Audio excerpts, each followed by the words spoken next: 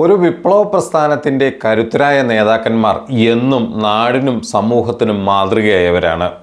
ഓരോ ഘട്ടത്തിലും ഓരോ ജനസമൂഹത്തെയും അഭിമുഖീകരിക്കുന്ന ഈ നേതാക്കന്മാരാണ് ഓരോ പാർട്ടിയുടെയും നേർക്കാഴ്ചകൾ എന്ന് പറയുന്നത്. ഈ നേതാക്കന്മാരെ കണ്ടുകൊണ്ട് തന്നെയാണ് ഓരോ പാർട്ടി പ്രവർത്തകനും അവരുടെ ആശയത്തെയും അവരുടെ ശൈലിയെയും രൂപപ്പെടുത്തിയെടുക്കുന്നത്.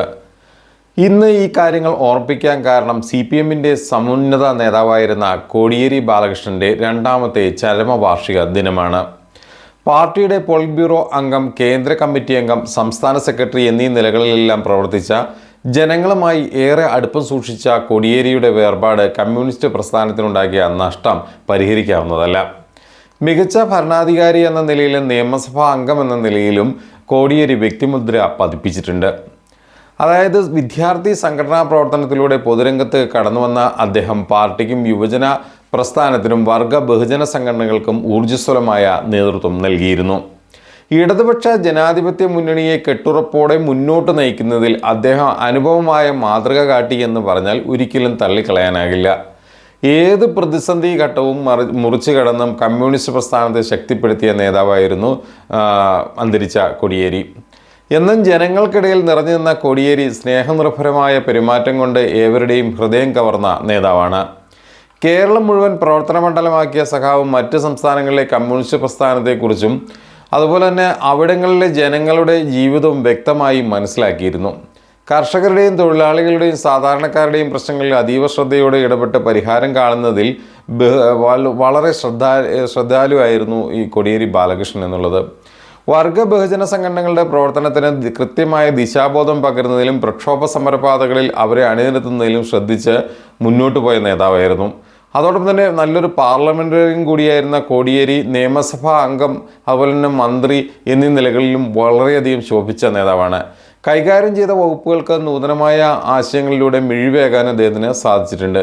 നിരവധിയായ ജയിൽ പരിഷ്കാരങ്ങൾ അദ്ദേഹം നടപ്പിലാക്കിയിരുന്നു. ജനമൈത്രി പോലീസ്, അതുപോലെ തന്നെ സ്റ്റുഡൻസ് പോലീസ് എന്നിവയെല്ലാം ആഭ്യന്തരമന്ത്രിയായിരിക്കെ കോടിയേരിയുടെ കാലഘട്ടത്തിൽ രൂപപ്പെട്ടതാണ്. കേരളത്തിൻ്റെ ഭാവി മുന്നിൽ കണ്ട് LDF ആവിഷ്കരിച്ച വികസന പദ്ധതികളിലെല്ലാം കോടിയേരിയുടെ കയ്യൊപ്പ് പതിഞ്ഞിട്ടുണ്ടോ എന്നുള്ളത് പറഞ്ഞാൽ ആർക്കും അതിനെ തള്ളിക്കളയാൻ സാധിക്കില്ല. വികസന വിഷയങ്ങളും നാടിൻ്റെ ആവശ്യങ്ങളും വ്യക്തമായി പഠിച്ച് നിയമസഭയിൽ ശക്തമായി അവതരിപ്പിക്കാൻ ഇദ്ദേഹത്തിന് കഴിഞ്ഞിരുന്നു. അതുപോലെ നർമ്മത്തിൻ്റെ അകമ്പടിയോടെ കുറിക്കുകൊള്ളുന്ന വാക്കുകളുമായി നിയമസഭയിൽ ശോഭിച്ച കോടിയേരി എന്നും ജ്വലിക്കുന്ന ഓർമ്മകളാണ്. എതിർ പാർട്ടികളിൽപ്പെട്ടവരുടെ പോലും സ്നേഹവും ആദരവും ഏറ്റുവാങ്ങാൻ അദ്ദേഹത്തിൻ്റെ സാധിച്ചിട്ടുണ്ട്. അതുപോലെ തന്നെ തൻ്റെ മുന്നിലെത്തുന്ന ഏതൊരാളെയും സ്വീകരിച്ച് അവരുടെ വാക്കുകൾ ശ്രദ്ധാപൂർവം കേട്ട് അതിന് പരിഹാരം നിർദ്ദേശിക്കാനും കോടിയേരി തയ്യാറായിരുന്നു. പാർട്ടിയുടെ മുഖപത്രമായ ദേശാഭിമാനിയുടെ ചീഫ് എഡിറ്റർ പദവിയിലിരുന്ന് അദ്ദേഹം വളരെ ശോഭിച്ച നേതാവാണ്. കാലത്തിനനുസരിച്ച് ദേശാഭിമാനിയെ നവീകരിക്കുന്നതിലും പത്രത്തിൻ്റെ കെട്ടിലും മട്ടിലും അതുപോലെ തന്നെ പരിഷ്കാരങ്ങൾ കൊണ്ടുവരുന്നതിലെല്ലാം വലിയ തോതിലുള്ള ഒരു സംഭാവന നൽകിയ നേതാവാണ്. അതുപോലെ തന്നെ CPMൻ്റെ സമുന്നത നേതാവായിരുന്ന കോടിയേരി ബാലകൃഷ്ണൻ്റെ രണ്ടാം ചരമവാർഷിക ദിനത്തിൽ ഇന്ന് എത്തുമ്പോൾ വളരെ പാർട്ടി വലിയ കലുഷിതമായ സാഹചര്യങ്ങളിലൂടെ കടന്നു പോകുന്ന സാഹചര്യമാണ്. ഒരു സമ്മേളന കാലഘട്ടം എന്നതിനപ്പുറം വലിയ തോതിൽ പാർട്ടിക്കെതിരെ ശത്രുക്കളുടെ ഭാഗത്തു നിന്നും വലിയ തോതിലുള്ള നീക്കങ്ങൾ ഉണ്ടാകുന്നു എന്ന് തന്നെയാണ് കമ്മ്യൂണിസ്റ്റ് പാർട്ടി അനുകൂലികളും ഇടതുപക്ഷ പ്രസ്ഥാനത്തിൽ ഉള്ളവരും വലിയ തോതിൽ കരുതുന്നത്. കാരണം പ്രക്ഷോഭപാതകൾക്ക് എന്ന് ഊർജം പകർന്ന കോടിയേരി സഖാവിൻ്റെ സ്മരണ നമുക്ക് ഏത് പ്രതിസന്ധി ഘട്ടത്തിൽ കരുത്തേകും എന്ന് വേണം നമ്മൾ കരുതാൻ. ആ സ്മരണകൾക്ക് മുമ്പിൽ നമ്മൾ ഒരുപിടി പുഷ്പങ്ങൾ അർപ്പിക്കുകയാണ് ചെയ്യേണ്ടത്.